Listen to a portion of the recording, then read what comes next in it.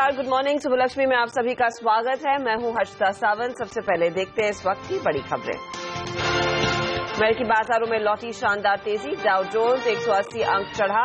Apple और biotech शेयरों में तेजी से नैस्डैक को भी मिला बूस्ट। एशिया से भी तेजी के संकेत। चीन के पीएमआई आंकड़ों पर रहेगी नजर।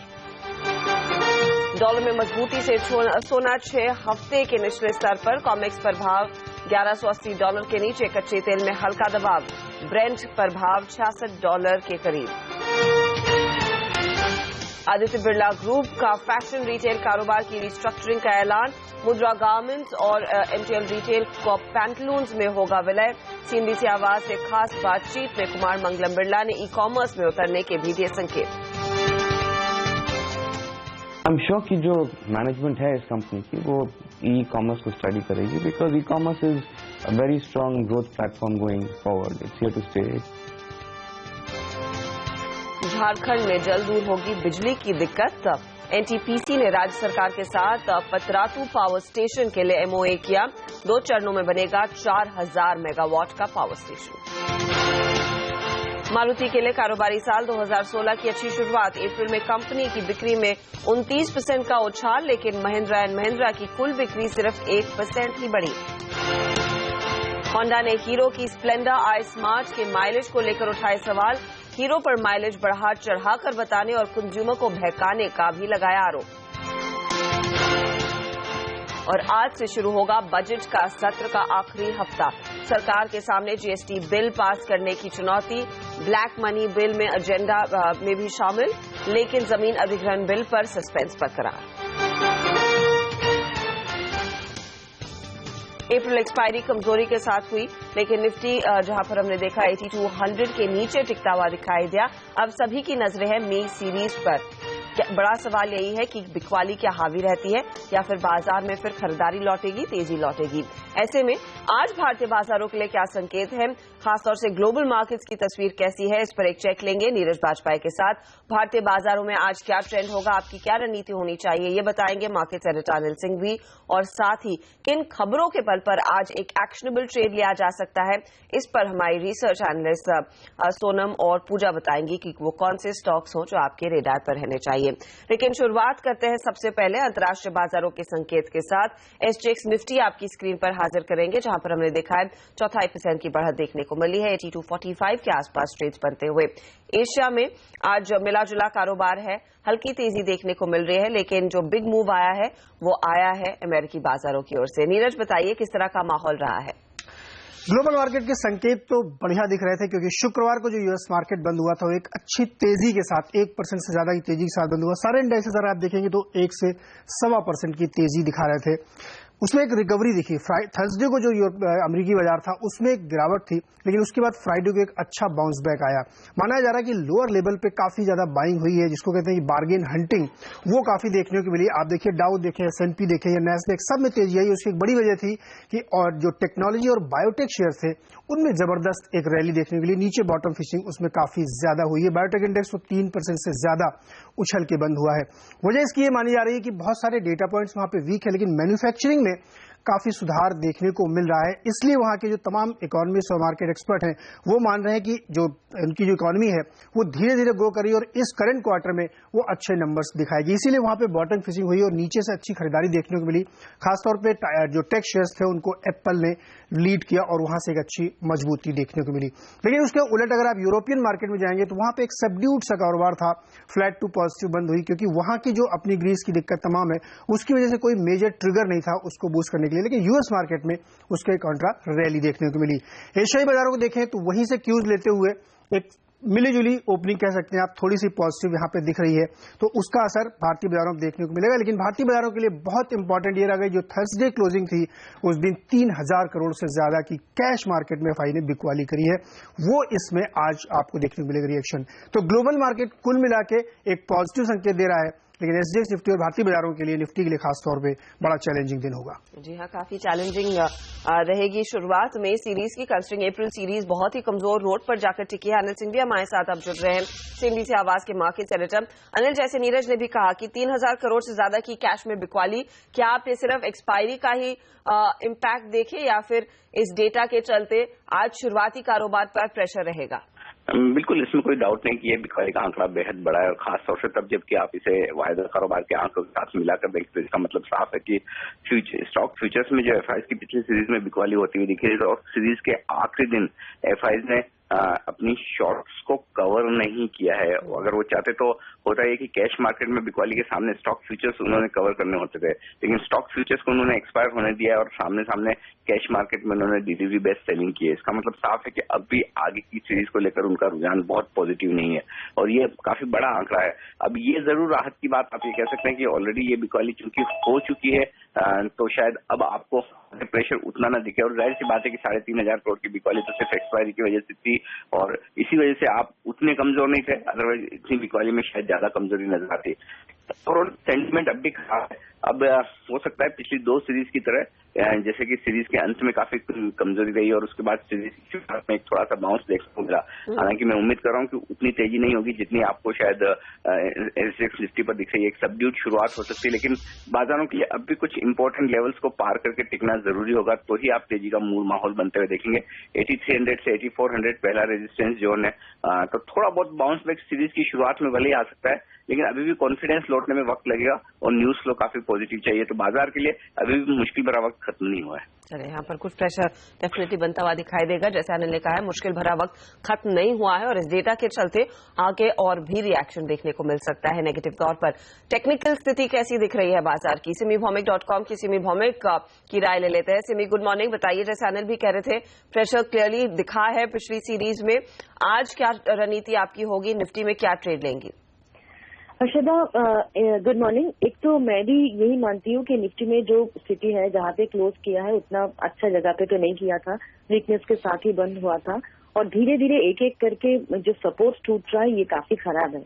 जो भी है, सिर्फ मैं यही कहना चाहूंगी कि मेरा जो निफ्टी का स्ट्रैटेजी होगा वो एक दिन के लिए नहीं होगा, नेक्स्ट 8-10 डेज के लिए मैं सिर्फ यही सोच रही हूँ। हो सकता है कि निफ्टी थोड़ा सा यहाँ से भी नीचे जाए, बट एक साइकोलॉजिकल सपोर्ट 8100 से 8,000 के बीच में मिलना चाहिए निफ्टी को, क्योंकि निफ्टी का फॉल जो चालू हुआ है वो 9100 से हुआ है। तो यहाँ से मुझे लगता है कि नीचे और 100-150 पॉइंट का गुंजाइश है, जा सकता है निफ्टी नीचे, पर मेरा स्टॉप लॉस 7980 का होगा, और मैं कोई भी डीप में इस 8100 से 8,000 के बीच में खरीदने का कोशिश ही करूंगी। 7980 का स्टॉप लॉस के साथ मेरा मिनिमम टारगेट 8360 से 8400 का होगा। एक्चुअली मैं यहाँ से एक बाउंस बैक एक्सपेक्ट कर रही हूँ। हो सकता है वो शॉर्ट कवरिंग रैली या डेड कैट बाउंस होगा, पर एक रिलीफ रैली एक्सपेक्टेड है। ओके, कौन से स्टॉक्स सिमी आपके रेडार पर रहेंगे उस लिहाज से? फिर हर्षदा, 2 स्टॉक मेरे रडार में है। एक वोल्टास 280 के आसपास बंद किया था, मुझे लगता है कि इसमें अच्छा सपोर्ट 270 से 275 के बीच में मिला है, और ये वापस इस रेंज को सपोर्ट ले सकता है।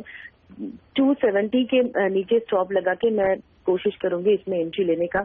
मेरा टारगेट होगा 305 का। मैं एक्सपेक्ट कर रही हूँ कि नेक्स्ट 2-3 ट्रेडिंग सेशन में वोल्टास वहां तक जाएगा। और दूसरा स्टॉक मेरा होगा भारती इंफ्राटेल। 390 के नीचे स्टॉप लगा के मैं इसमें एंट्री लेने का कोशिश करूंगी। मेरा टारगेट होगा 420 का। जो रिजल्ट्स के दिन ये हाई बनाया था, वहां पे ये वापस जाएगा, ऐसा एक्सपेक्टेड है। तो वोल्टास और भारतीय इंफ्राटेल में यहाँ पर तेजी का माहौल, और सिमी लाजली कह रही है कि 8,000 और 8,150 के बीच एक पुल बैक के लिए प्ले हो, 7980 का स्टॉप लॉस लगाए, और इनकी ये स्ट्रैटेजी है 1 हफ्ते से 10 दिन की। लेकिन वो कौन से स्टॉक्स आपके रेडार पर होंगे जहां पर आज खबरों का असर देखने को मिलेगा, इस पर एक चेक ले लेते हैं सोनम और पूजा के साथ। Good morning. Good morning. शुरुआत हम ऑटो नंबर्स के साथ करेंगे। ज्यादातर ऑटो कंपनियों ने अपने अप्रैल महीने के बिक्री के आंकड़े घोषित कर दिए हैं। मारुति सुजुकी के आंकड़े बेहद ही मजबूत है, जहां पे पैसेंजर व्हीकल्स से कंपनी को सपोर्ट मिला है। उनके नए लॉन्चेस के कारण कुल बिक्री में 30% की बढ़ोतरी हुई है। महिंद्रा के ऑटो नंबर्स में पहली बार या फिर काफी वक्त बाद एक डी ग्रोथ नहीं देखने मिला है, मतलब बल्कि एक 1% का जंप दिखाई दे रहा है, जो एक पॉजिटिव कहा जा सकता है, जहां से मदद कंपनी को अपने डोमेस्टिक व्हीकल्स या फिर अपने पैसेंजर व्हीकल की बिक्री से मिली है। लेकिन हाँ, ट्रैक्टर्स में अभी भी दबाव बना हुआ है, जहां पर ट्रैक्टर्स की कुल बिक्री में 13% की गिरावट आई है। टाटा मोटर्स की बात करें तो यहां पर भी कंपनी के नंबर्स अभी भी मजबूत है, कुल बिक्री में 7% की बढ़ोतरी हुई है, जहां पर सपोर्ट कंपनी को अपने पैसेंजर व्हीकल से ही मिला है, जहां पर 37% का जंप आया है। और साथ ही कंपनी ने अपने जो JLR US के बिक्री के आंकड़े घोषित किए हैं वो भी मजबूत है। जो एक ओवरहैंग था ट्रांजिशन पीरियड का, वो अब खत्म होता हुआ दिखाई दे रहा है। कुल बिक्री में यहाँ पर 15% की बढ़ोतरी देखने को मिल रही है। अब तक जो भी आंकड़े आए हैं उसमें सिर्फ ट्रैक्टर नंबर्स कमजोर है, ज्यादातर कंपनियों के आंकड़े बेहद ही मजबूत दिखाई दे रहे हैं। ऑटो नंबर्स के अलावा बात करते कुछ और शेयर्स की। आज कोटक महिंद्रा बैंक और ब्लू डार्ट आपके रडार पर होना चाहिए। यहाँ FIPB ने 22 प्रपोजल्स यहाँ पर क्लियर कर दिए हैं, जिसमें कि ब्लू डार्ट के प्रपोजल को क्लियर कर दिया है, लेकिन वही कोटक महिंद्रा बैंक का जो प्रपोजल था उसको अभी कुछ दिनों के लिए टाल दिया है। उनका कहना है कि अभी भी कैबिनेट नोट यहाँ पर मिलना बाकी है। ऑयल मार्केटिंग कंपनीज पर खास नजर रखेगा, जैसे कि BPCL, HPCL, यहाँ पर पेट्रोल के दाम बढ़ा दिए गए हैं, पेट्रोल और डीजल दोनों के दाम बढ़ा दिए गए हैं। पेट्रोल के दाम ₹3.96 प्रति लीटर से, तो डीजल के दाम ₹2.37 प्रति लीटर से बढ़ा दिए गए हैं। तमाम टेलीकॉम काउंटर्स पे भी आज नजर रखेगा। यहाँ भारती एयरटेल, रिलायंस कम्युनिकेशन और आइडिया सेल्युलर ने अपने नेशनल रोमिंग टैरिफ में कटौती की है। भारती एयरटेल ने अपने इनकमिंग कॉल दरों में 40% की कटौती की। रिलायंस कम्युनिकेशन ने अपने आउटगोइंग कॉल दरों में करीब 23% की कटौती की। वही आइडिया सेल्युलर ने इनकमिंग की कॉल दरों में 40% की कटौती की, जो कि 1 मई से लागू हो चुकी है। टाटा कैपिटल्स के काउंटर पर खास नजर रखेगा, जहाँ पे RBI के मुताबिक जो विदेशी निवेश सीमा है कंपनी में, इस सीमा के नीचे चली गई है निवेश, तो फिर FIs और निवेश कर सकते हैं इस काउंटर में। अब बात करते हैं कुछ नतीजों पर। IDFC ने अपने नतीजे घोषित किए और उम्मीद के मुताबिक ही यहाँ पर नतीजे देखने को मिले हैं। NII में थोड़ी बहुत कमजोरी, लेकिन ग्रॉस NPA के नंबर्स स्टेबल रहे हैं, तो कुल मिलाकर stable set of numbers IDFC ने घोषित किए हैं। ग्रासिम इंडस्ट्रीज के तिमाही नतीजे यहाँ पर थोड़े से कमजोर दिखाई दे रहे हैं, उम्मीद से कमजोर है आंकड़े, भले ही मार्जिन बेहद ही फ्लैट हो। 16.5% के मार्जिन कंपनी ने डिलीवर किए हैं, पिछले साल के 16.4% के मुकाबले। कंपनी के मुनाफे पर 25% की गिरावट देखने मिली है, तो आय में सिर्फ 5% की बढ़ोतरी हुई है। और आखिर में बात करते हैं चंबल फर्टिलाइजर्स के नतीजों की। यहाँ पर कंपनी ने पिछले साल के मुनाफे के सामने इस बार 103 करोड़ का लॉस पोस्ट किया है, जिसमें कि कंपनी को करीब 107 करोड़ का एक्सेप्शनल लॉस हुआ है, जो कि कंपनी अपने एक आर्म को लिक्विडेशन करने का निर्णय ले रही है, जिसकी वजह से लॉस देखने को मिल रहा है। टोटल इनकम में 7% की बढ़त देखने को मिली। तो ये तमाम स्टॉक्स आज रेडार पर रहेंगे। बहुत बहुत शुक्रिया इस अपडेट के लिए। लेकिन आदित्य बिरला ग्रुप में मेगा रिस्ट्रक्चरिंग का क्या है प्लान, देखिए कुमार मंगलम बिरला के साथ हमारी एक्सक्लूसिव बातचीत इस छोटे से ब्रेक के बाद।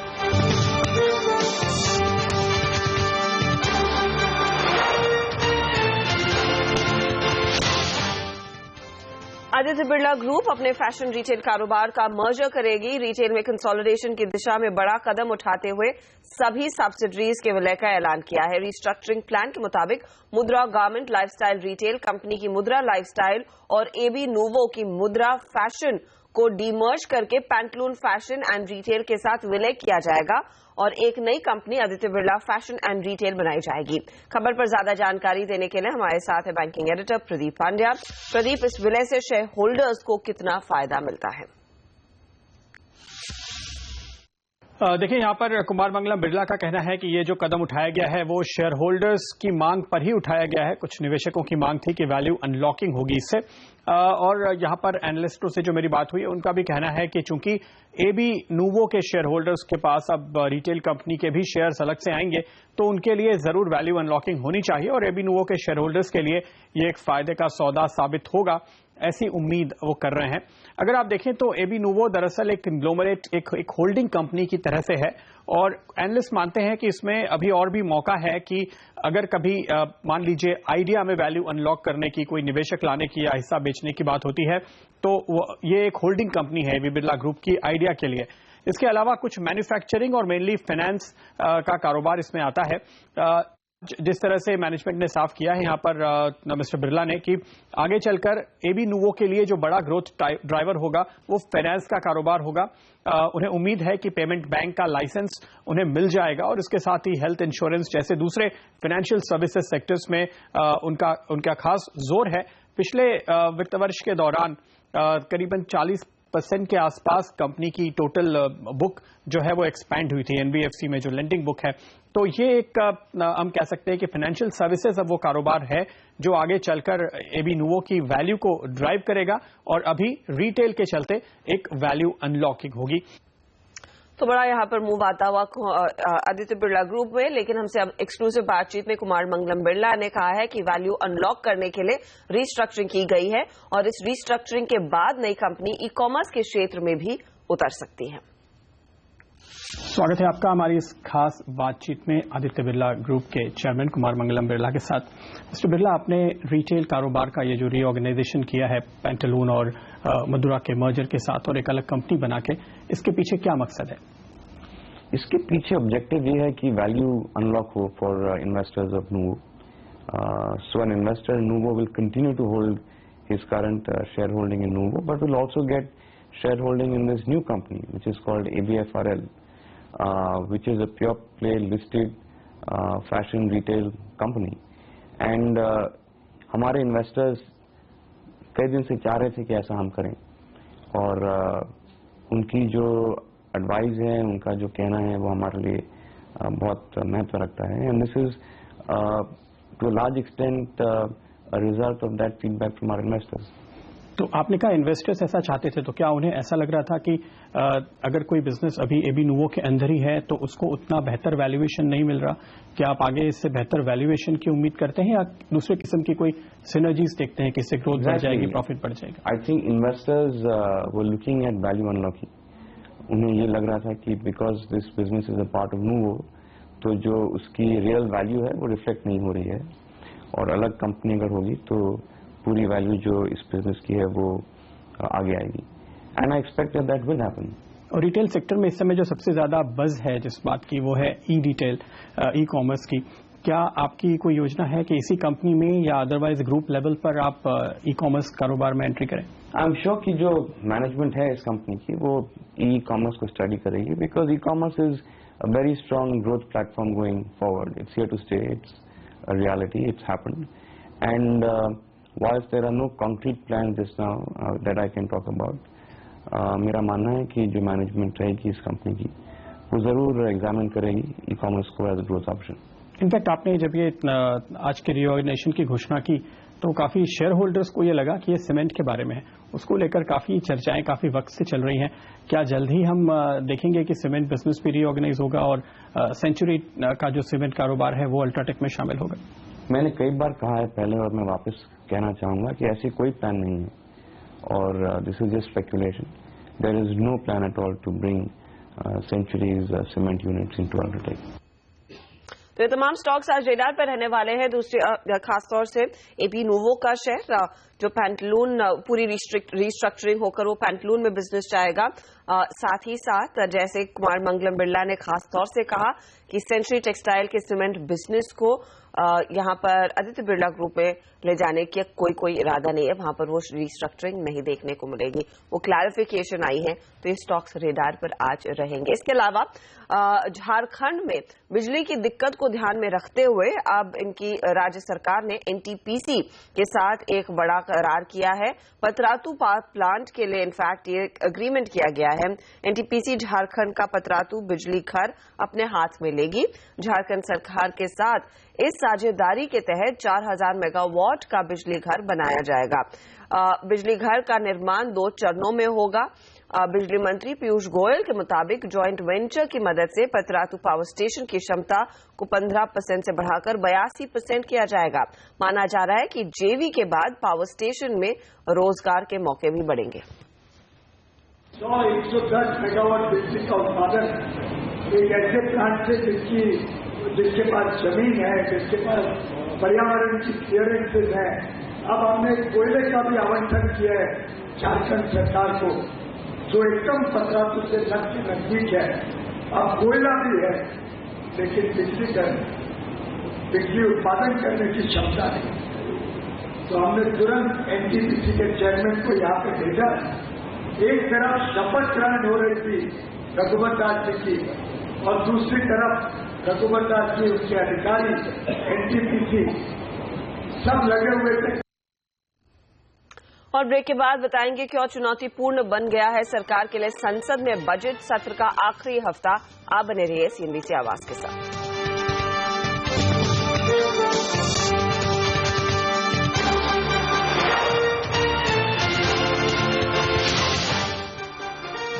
आज से संसद का आखिरी हफ्ता शुरू हो रहा है। यह हफ्ता सरकार के लिए बेहद चुनौतीपूर्ण रहने वाला है। एक तरफ टैक्स रिफॉर्म के लिए GST पर बिल सरकार पास करवाना चाहती है, दूसरी तरफ सरकार ने भूमि अधिग्रहण बिल को भी अभी तक अपने एजेंडे से बाहर नहीं निकाला है। इन तमाम मुद्दों पर ज्यादा जानकारी के लिए हमारे साथ जुड़ रहे हैं दिल्ली ब्यूरो चीफ लक्ष्मण रॉय। लक्ष्मण, बताइए बजट सत्र के इस हफ्ते में क्या खास निकल कर आएगा, कौन सी चुनौतियां हैं सरकार के सामने? जी बिल्कुल, यह हफ्ता काफी हंगामेदार, काफी चुनौतीपूर्ण रहने वाला है। इसके पीछे दो वजह है। पहली वजह तो यह है कि संसद के बजट सत्र में लोकसभा का सत्र कहें तो उसका यह आखिरी हफ्ता है, क्योंकि 8 तारीख को लोकसभा के बजट सत्र का समापन हो रहा है। दूसरी बड़ी वजह यह है कि सरकार अब तक उन बिलों को टालती रही है जिस पर विपक्ष की ओर से थोड़े भी विरोध की संभावना थी, आशंका थी, लेकिन अब सरकार इस बिल को पारित करना चाहती है तो इस विपक्ष के हंगामे को झेलना पड़ेगा और उससे निपटना पड़ेगा सरकार के लिए। सबसे पहली अग्नि परीक्षा कहेंगे वो हो सकता है मंगलवार को हो, जिस दिन सरकार ने GST से जुड़े हुए संविधान संशोधन बिल को लोकसभा में पारित करने के लिए लिस्ट कर रखा है। अब इस बिल को लेकर विपक्ष लगातार मांग कर रहा है कि इस बिल को संसद के स्टैंडिंग कमेटी के पास भेजा जाए। सरकार कह रही कि नहीं, इस बिल को स्टैंडिंग कमेटी के पास भेजने की जरूरत नहीं है। चूंकि ये संविधान संशोधन विधेयक है, इस वजह से 2/3 बहुमत से इसे पारित करना होगा, तो ये सरकार के लिए वाकई चुनौती होगी कि विपक्ष के अधिक से अधिक सदस्यों को साथ लेकर चला जाए। दूसरा जो महत्वपूर्ण बिल है, जो सबसे विवादास्पद बिल है, वह है जमीन अधिग्रहण बिल। इसको लेकर सरकार अध्यादेश के जरिए इसके कानूनों को लागू करती रही है, लेकिन सरकार की कोशिश यही है कि लोकसभा में इस बिल को रखा जाए, इसे पारित कराया जाए। लेकिन विपक्ष जिस तरीके से तीखे तेवर अपना रखा है, ऐसे में मुझे नहीं लगता है कि इस बिल को सरकार के लिए पारित कर पाना आसान होगा। ऐसे में सरकार के पास दो विकल्प है। पहला विकल्प तो यह है कि दोबारा से अध्यादेश लेकर सरकार इस बिल को लागू करते रहे, या फिर राज्यसभा से नामंजूर करा करके इसका संयुक्त अधिवेशन बुला करके इस बिल को पारित करा ले। लेकिन दूसरे विकल्प पर सरकार बहुत हद तक जल्दीबाजी नहीं करेगी। तीसरा जो महत्वपूर्ण बिल है वह है ब्लैक मनी से जुड़ा हुआ बिल। ब्लैक मनी बिल को लेकर सरकार लोकसभा से पारित करना चाहती है। चूंकि एक मनी बिल है तो राज्यसभा से इसे पारित करने की जरूरत नहीं है। सरकार को उम्मीद है कि इस ब्लैक मनी बिल का विपक्ष विरोध नहीं करेगा, क्योंकि विरोध करने का मतलब यह है कि काला धन वापस लाने की सरकार की मुहिम का विरोध कर रहे हैं तो विपक्ष, लेकिन अभी तक कोई पत्ते नहीं खोली है। चौथा बिल जो अब अटकता हुआ दिख रहा है वह है रियल एस्टेट रेगुलेशन बिल। इसको लेकर कांग्रेस खासतौर से जिस तरीके से विरोध कर रही है, तो इस बिल को पारित करा पाना शायद सरकार के लिए मुश्किल हो। तो ऐसे में सरकार इस बिल को सिलेक्ट कमेटी या स्टैंडिंग कमेटी के पास भेजने का फैसला ले सकती है। तो कुल मिलाकर निगाहें टिकी रहेंगी GST बिल को लेकर के और जमीन अधिग्रहण बिल को लेकर सरकार कितनी सफल हो पाती है। इसी में सरकार के फ्लोर मैनेजमेंट की अग्नि परीक्षा भी होगी। शुक्रिया लक्ष्मण उस जानकारी के लिए। तो यहाँ पर वो इम्पोर्टेंट आखिरी सत्र इस पर्टिकुलर सेशन का सरकार के लिए रहेगा और काफी बड़े बिल्स पास कराने की चुनौती सरकार के सामने है। इस बीच हीरो मोटो अपनी बाइक स्प्लेंडर आई स्मार्ट के माइलेज को लेकर विवादों में घिरने लगी है। जापान की कंपनी होंडा ने हीरो की आई स्प्लेंडर आई स्मार्ट के माइलेज को लेकर सवाल उठाए हैं। होंडा का कहना है कि हीरो का दावा सच्चाई से कोसों दूर है और कंपनी ग्राहकों को बहका रही है। होंडा के मुताबिक हीरो की 100 किलोमीटर से ज्यादा माइलेज का दावा गलत है, जबकि हीरो का कहना है कि उसकी बाइक की माइलेज iCat से प्रमाणित है। उसके मुताबिक ideal start and stop system के इस्तेमाल से माइलेज में फायदा होता है।